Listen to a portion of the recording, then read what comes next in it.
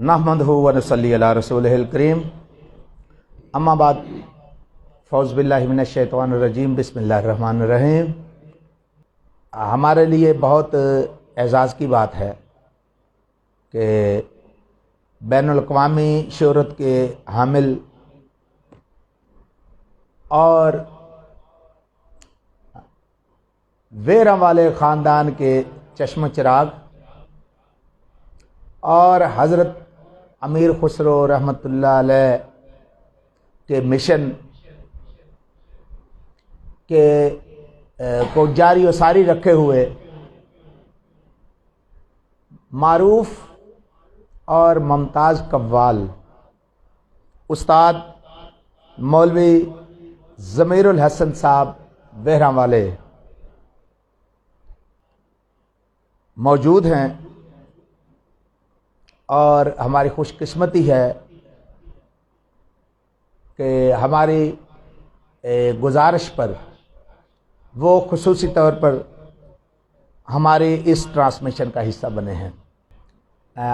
सबसे पहले ये गुजारिश करूँगा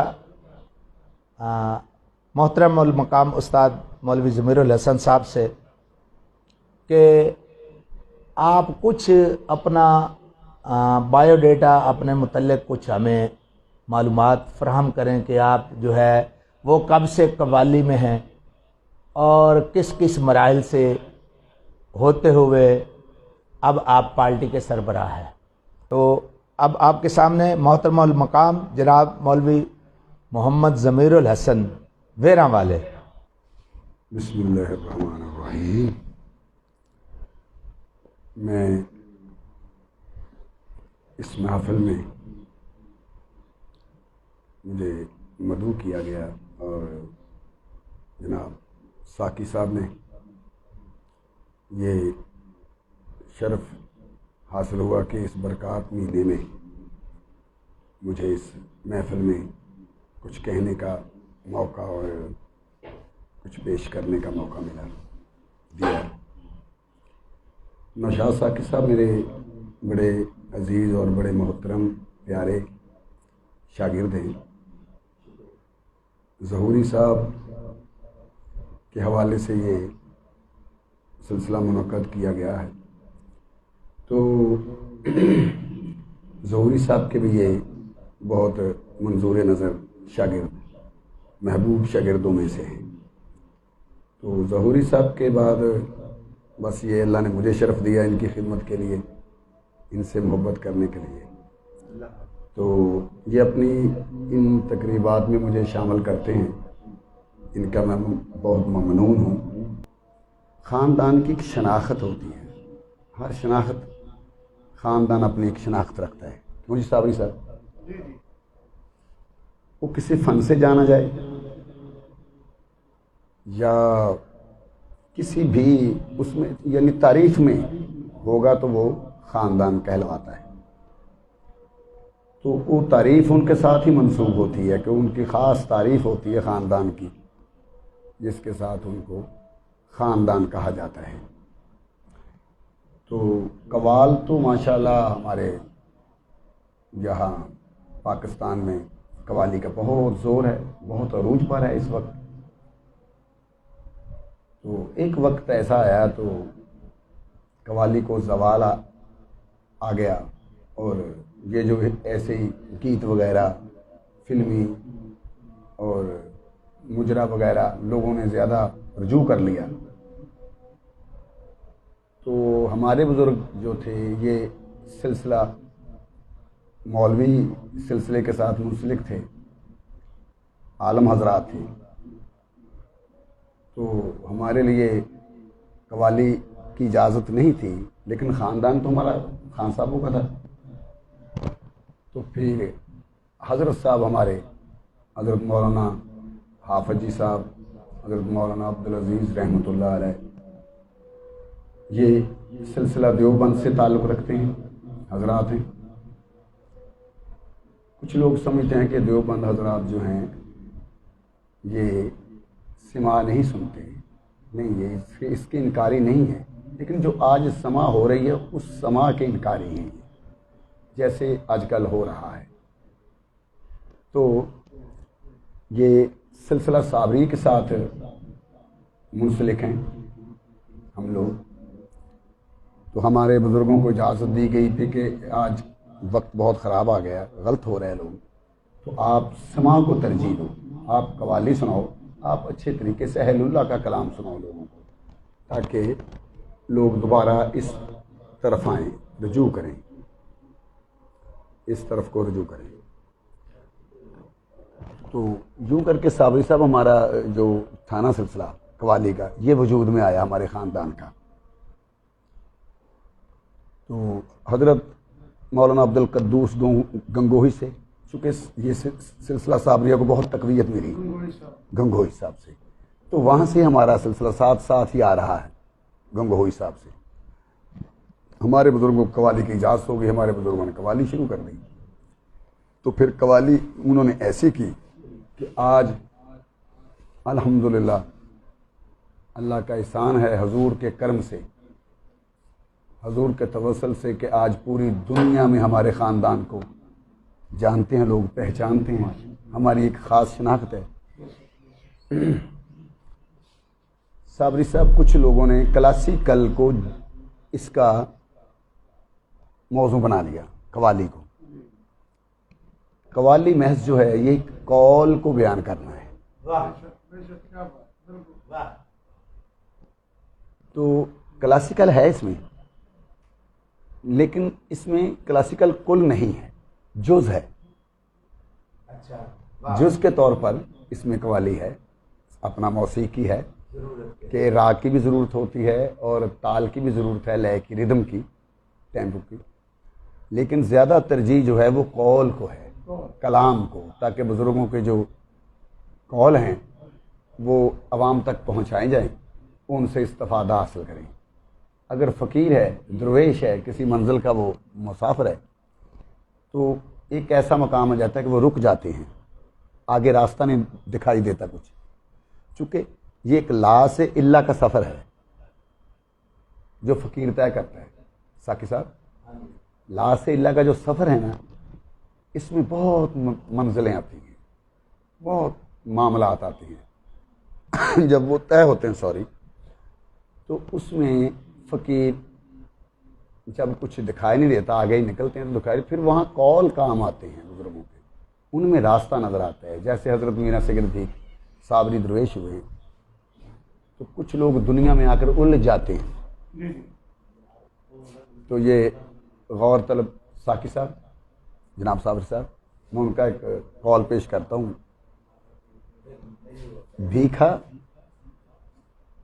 بھیکھا سادھو ایسا چاہیے جو دکھے دکھاوے نا, بھیکھا سادھو ایسا چاہیے جو دکھے دکھاوے نا, پھول پات کو ہاتھ نہ لاویں رہے بگیچے ماں. دنیا میں رہنے کی کیسی تلقین کی ہے, کیسی ٹیکنیک اور کیسی تھیوری بتائی ہے کہ دنیا میں فقیر ایسے رہے.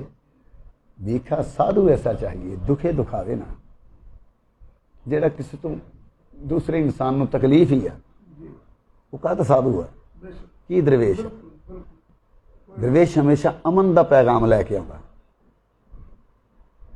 جو کہہ رہا ہے کہ بھیکھا سادھو ایسا چاہیے جو دکھے دکھاوے نا, پھول پات کو ہاتھ نہ لاویں رہے بگیچے ماں.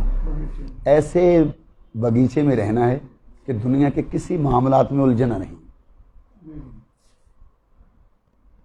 خوبصورتی میں, دنیا کی لغویات میں نہ الجھے.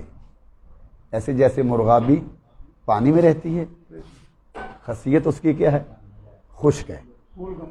ہاں, تو فقیر ایسے دنیا میں رہتا ہے, ایسے لا سے اللہ کا سفر طے کر جاتا ہے. ہاں جی. تو جب اس کا شروعات ہوتا ہے تو پھر یہ ہوتا ہے, بھیک فقیری کٹھن ہے.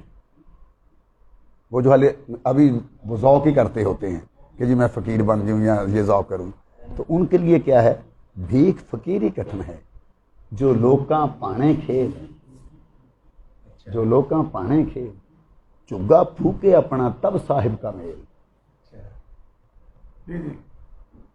جنہ چکر اپنے آپ دے چگے نو اگ نہیں لاؤنی, اس سے مراد اپنی وجود کی پہلے نفی ہے، نفس ہمارا لا سے الا،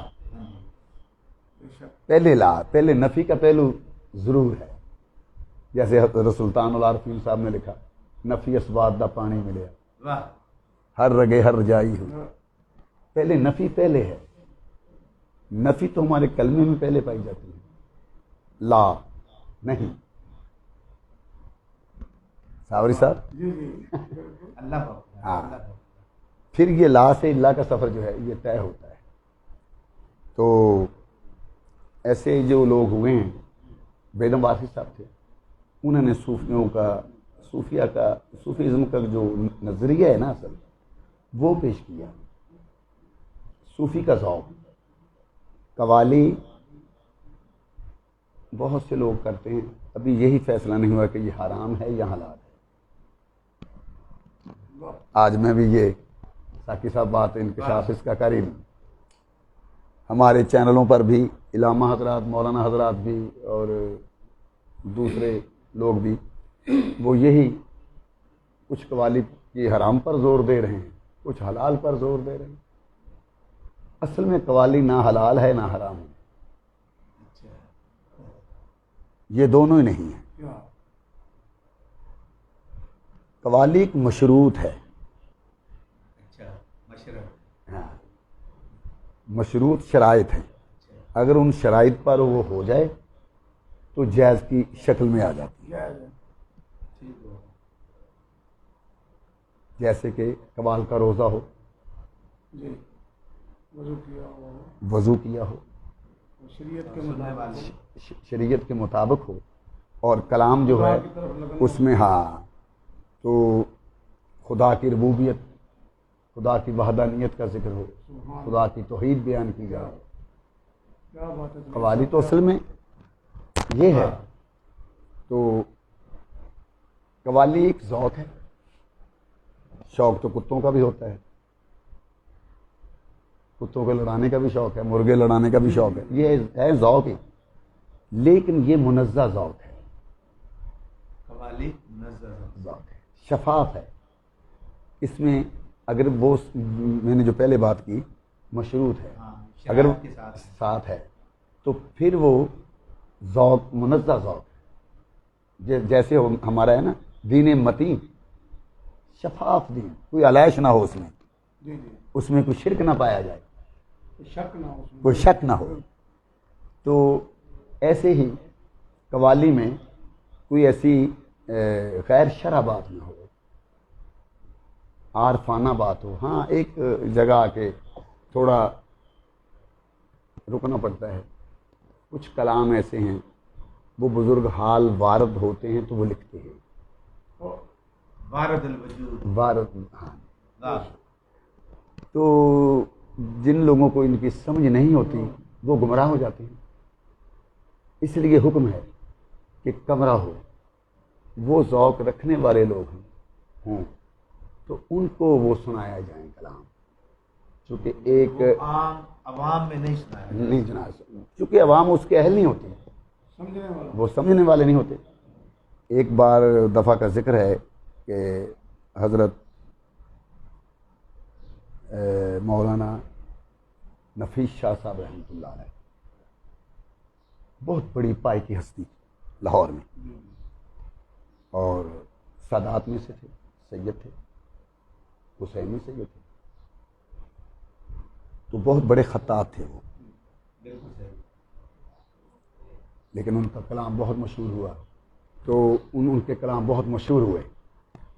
تو میں اتفاق ہوا، میں نے صابری صاحب ان کے پاس حاضری کا، مجھے کہنے لگے بھی آج سنا کر جانا. اب مجھے پتا تھا کہ یہ کس پائی کی شخصیت ہستی ہے، ان کو سنانا کیا ہے. تو میں نے کلام ان کو حضرت خواجہ معین الدین چشتی اجمیری سنجری رحمۃ اللہ علیہ کا سنایا. مطلب اور مقطع پیش کرتا ہوں، فارسی میں ہے. مرا در دل بغیر از دوست، چیز در نمے گنجد. جو حضرات بیٹھے ہیں لیکن اس بات کا ذوق لینا ہے آپ نے. مرا در دل بغیر از دوست، چیز در نمے گنجد.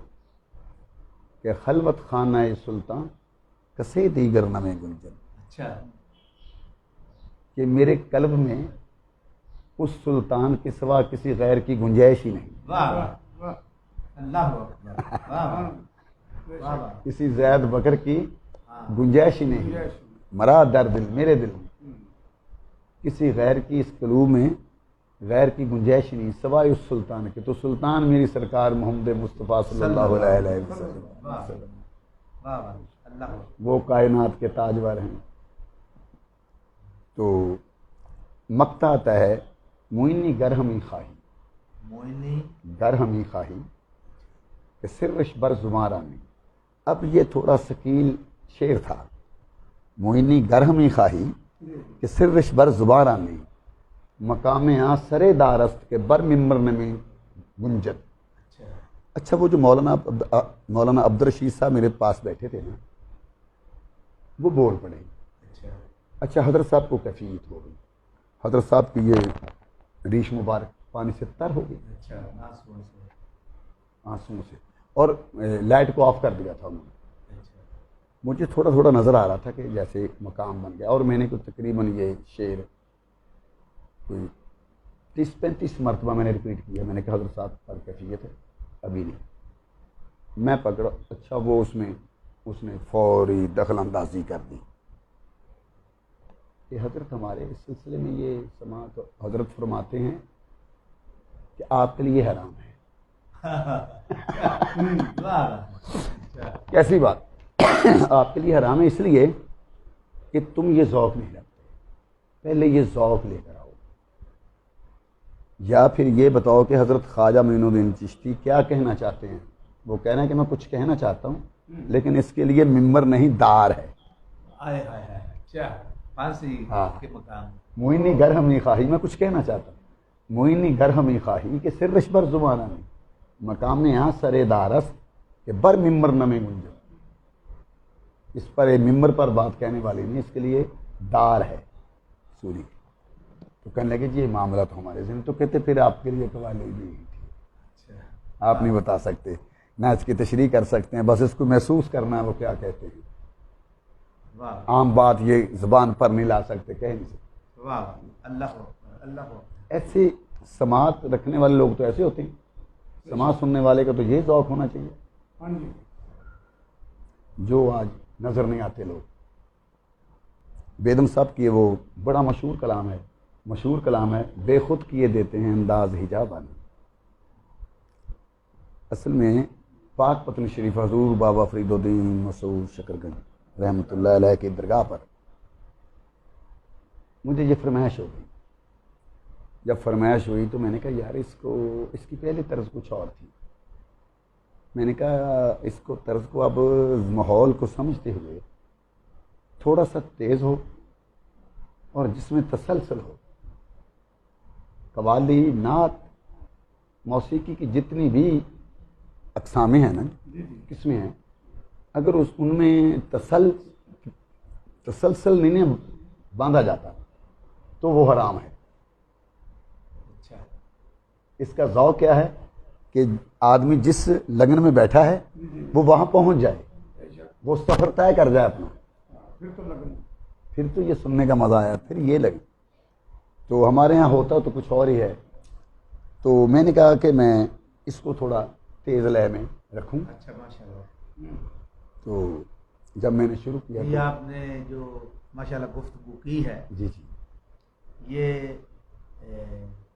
اس سے پہلے جو ہے وہ بالکل نہیں ہوئی، جی میڈیا پر بھی نہیں ہوئی۔ تو انشاءاللہ ہم اس کو میڈیا کا ایک حصہ بنائیں گے انشاءاللہ۔ شکریہ، ہونا چاہیے۔ یہ میڈیا پہ ایسی باتیں جو آئیں گی لوگ استفادہ اٹھائیں گے اس سے، اس کا بڑے قوال خود کیا کہتے ہیں کہ قوالی کیسے پڑھی جائے اور کیسے سنی جائے۔ تو بابا صاحب میں نے یہ شروع کی، قبلہ دیوان صاحب پر بہت کیف آیا۔